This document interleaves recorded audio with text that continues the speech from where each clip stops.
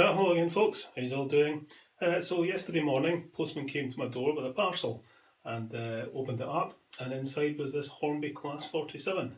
As you can see, it's in Scotrail livery and it's Greyfriar's Bobby. And this has been sent to me out of the blue. I was not expecting this, and it's a gift from Charles who I did a repair for not that long ago. He also gave me the 08 shunter as well, so he's clearly a very generous bloke. You know, I've been a bit taken aback by the generosity of folk out there in the time I've been making these videos and stuff. So I'm actually a wee bit lost for words, to be honest. You know, I've been given some really nice models and I still have a couple awaiting restoration, but I need an airbrush to do them. Mine's broken, so note to self, get a new airbrush. But yeah, it's a bit weird being given locomotives, especially these days with the cost of living and everything. You know, we're all counting our pennies. So I can't help feel a bit guilty, to be honest. So anyway, a huge thanks to Charles for sending me this. It's more than generous. I've been after a 47 for a while, but I really wanted a Scotrail one. So this is absolutely perfect. Thank you very, very much. And thanks to everyone else who's ever sent me stuff over the past couple of years. I really, really do appreciate it. But you all need to calm down a bit. Stop it. Anyway, let's see if Greyfriar's Bobby here runs. So we'll turn on the power.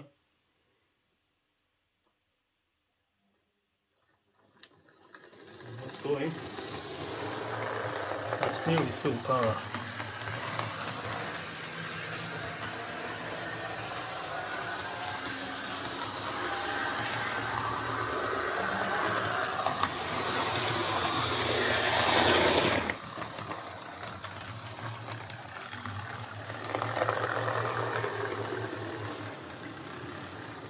So it's not running too bad actually, it's a little bit slow, but I think a service will sort that out. From the noise of the motor, I think it's a Silver Seal Ringfield motor that's in there.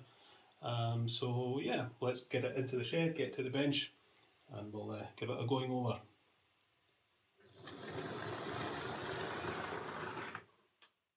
Righty-ho then, let's get a look at this. General condition of this seems to be very, very good. Feels a bit dirty, kind of expect that. It's got pickups on the front wheels, and yes, it is a Silver Seal Ringfield motor. So this will be exactly the same as the British Rail Green Class 47 that I worked on quite recently. So it really should be almost a repeat performance. It's got exactly the same bogie and chassis configuration, which is a bit iffy. The body's not quite on straight, it's not clipped on properly on this side. So yeah, there you go, Scotrail, and it's called Greyfriar's Bobby. If you've never heard of Greyfriar's Bobby, it was a little dog back in the 19th century that sat beside his master's grave in the Greyfriars Kirkyard in Edinburgh. His master was called John Gray. I think he died of tuberculosis, and the story goes that the wee dog, it was a wee Skye Terrier, sat beside his master's grave for about 14 years. I don't believe that for a minute, but you know, it's just a nice story. I'll put a link in the description to the story of Greyfriar's Bobby. Showing me out it comes. Yeah, it's exactly the same as the other 47. I do remember this being an absolute nightmare to take apart. Oh dear. So here we are again. So the chassis is made of metal, and the bogie frames are plastic. So that just sits in there, and that just sits in there. Motor seems okay, just going to need a clean out and some lubrication. Right, okay, get that out like that. Take the brushes out, just lift these little caps, and out comes the spring. Brushes aren't going to fall out, so we'll undo these two screws.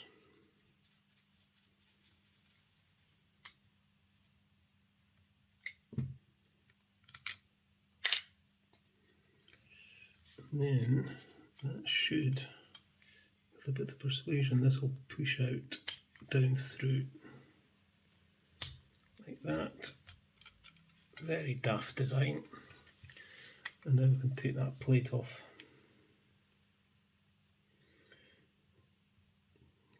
when I worked on that last 47, it was putting it back together was a bit of a puzzle. So I have to remember the wire has to go through the chassis, and then it has to go through this, and then it goes into that. Right, get these out, and then that comes off like so.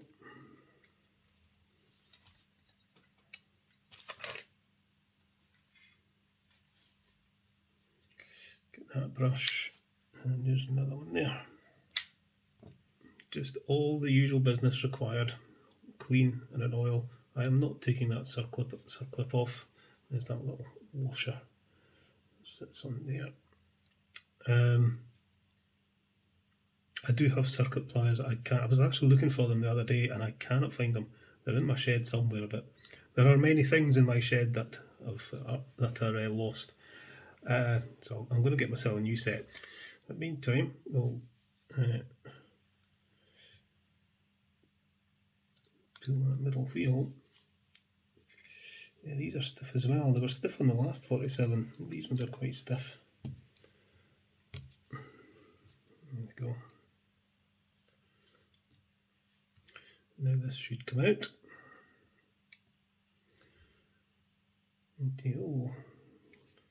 Oh, for some kind of wheel puller that could do this properly. Yeah. Wow, yeah. Fluff and gunk. And that gear can stay put. Right, quick check of the gears. Sure I've got no bad teeth. Just get the monkey brush in it. Scoosh out the shafts.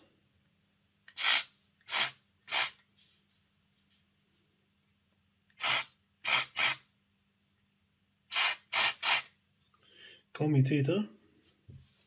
You know what's coming next. Remove that felt washer. Nailed it. Scoosh that out.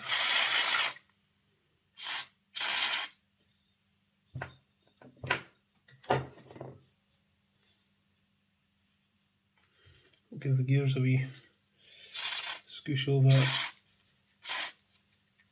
just to degrease them.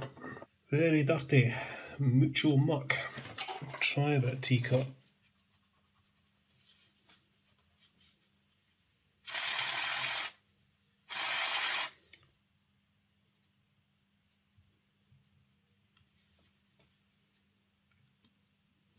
Fits in there. Fresh oil on the axle. Put that through. It's going to be a bit of a tight squeeze. Yeah, I think I might pop this in my vise to squeeze these wheels together.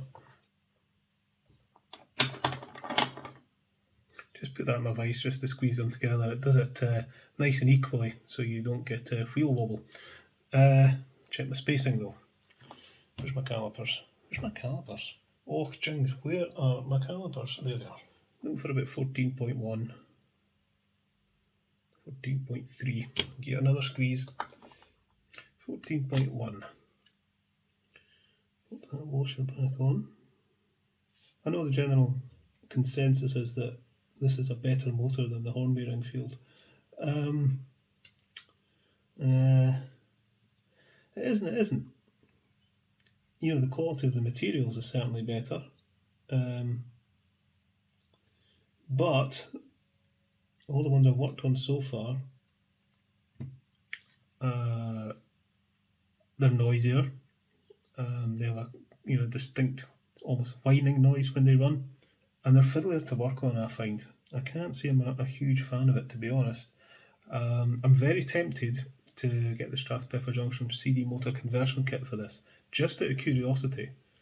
So that's something I might do at some point. Do you know what I've not done? I've not cleaned my brushes. Right, that's the right way round. There we go.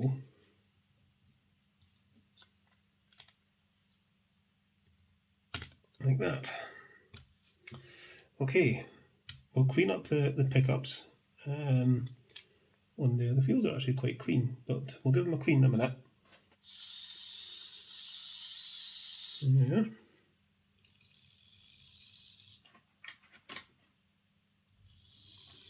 Seems okay. Right.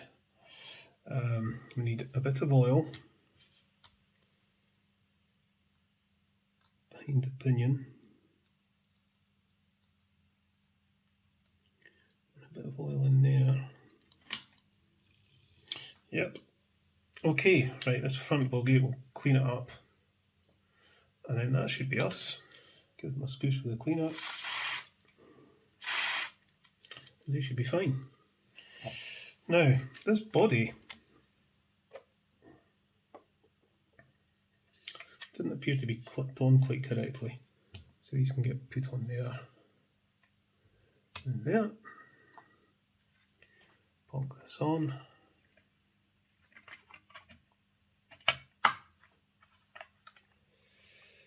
That looks fine on that side.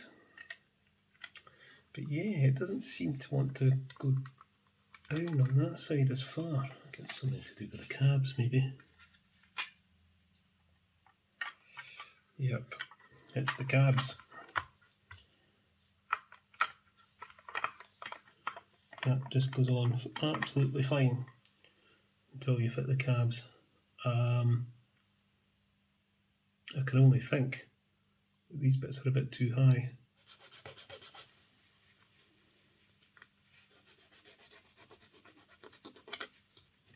Right, let's try that, because without the cabs that body just goes on nice and easy, but with the cabs fitted I can get 3 clips to clip in, but I can't get the 4th. It's just not sitting right. So hopefully just filing down those corners there a bit. I think that one could maybe get filed down a bit more. No. Still not sitting right on this side. I don't know if you can see there, but that clip there, you can see how bent the body is. It's just not engaging. Okay, this turned out to be a bit of a fiddle. So I filed this bit here down, thinking that was stopping this going into the body shell deep enough. But no, it still wouldn't mount, the body still wouldn't mount onto the chassis properly with the cabs in place. And what it's turned out to be is this little part here, this wee control on the dashboard of the cab here. A little bit of it was catching on the side of the glass there. So I've cut half of it away, and I think that will now sit deep enough to allow these clips to engage, because that's all it was. There wasn't enough room between the bottom of the cab here and this slot for the clip. Okay, pop this back on and hopefully it should all clip in. So those clips are engaged, and so are these ones. That's better. Okay. Cool. Right, okay, let's go and pull it out the shed and give it a run around the layout. Okay then, let's bring out Greyfriar's bogey.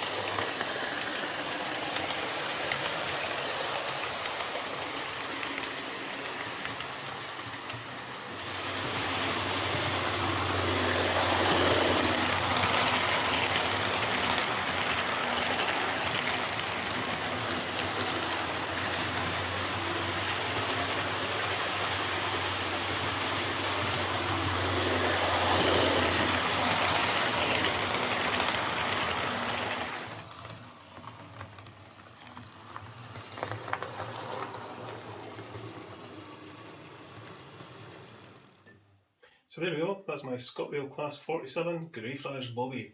It really just needed a service and that wee tweak to the cab to allow the body shell to fit correctly. Just a bit of sloppy manufacturing from Hornby there, I think. It also has a bit of a wobble on the front bogie at speed round the corners. I don't think there's much I can do about it, as the wheels are plastic with metal tyres, but it seems to be the plastic moulding of the wheels and the axles that's a bit warped. You know, it's fine at slow speeds, it's just when it's going round the corners at speed that it wobbles. So thanks very much again to Charles for being daft enough to send this to me as a gift. I'm going to have to get some Scotrail coaches now though, and more shelves. Okay folks, I'll catch you later. I'm going to go and play with this.